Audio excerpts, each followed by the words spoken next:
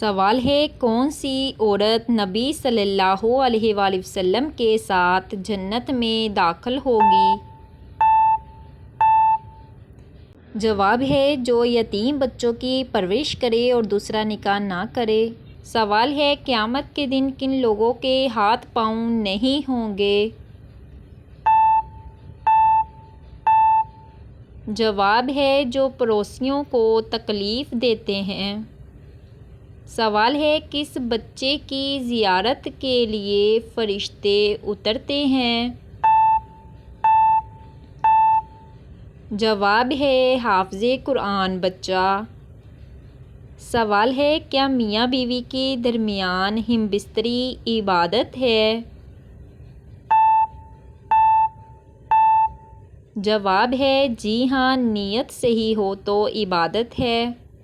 سوال ہے، ہم بستری سے پہلے کون سی دعا پڑھنا سنت ہے؟ جواب ہے، بسم اللہ اللہم جنبنا الشیطان۔ سوال ہے، کیا حیض میں ہم بستری کرنا جائز ہے؟ جواب ہے، نہیں، حیض میں ہم بستری حرام ہے۔ سوال ہے، کتنی مرتبہ سور پھونکے جانے پر نبی صلی اللہ علیہ وآلہ وسلم اپنی قبر سے اٹھیں گے؟ جواب ہے، دوسرے سور پر۔ سوال ہے، کیا بیوی کو ہم بستری میں خوش کرنے کے لیے زیادہ وقت دینا ضروری ہے؟ جواب ہے، جی ہاں، عورت کی فطرت میں ہے کہ وہ مرد سے زیادہ دیر میں تیار ہوتی ہے، اس لیے مرد کو چاہیے کہ ہم بستری میں جلد بازی نہ کرے بلکہ پیار و محبت سے وقت دے۔ سوال ہے، زیادہ بولنے والی عورت کس چیز کی دیوانی ہوتی ہے؟ جواب ہے، زیور کی۔ سوال ہے، مرد اس عورت کو کیوں حاصل کرنا چاہتا ہے جو اسے اہمیت نہ دے؟ جواب ہے، کیونکہ اس کی انا کو تسکین ملتی ہے۔ سوال ہے، عربی لوگوں میں مردانہ طاقت بے تحاشا کیوں ہوتی ہے؟ جواب ہے، طاقتور اور زیادہ گوشت کی وجہ سے۔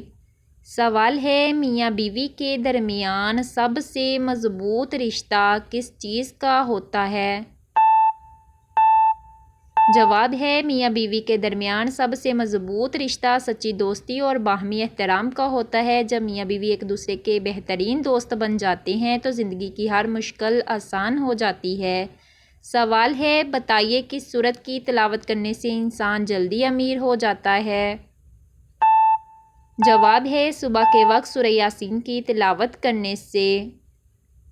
سوال ہے، کیا آپ کو معلوم ہے کہ جنت کا کنواں کس ملک میں موجود ہے؟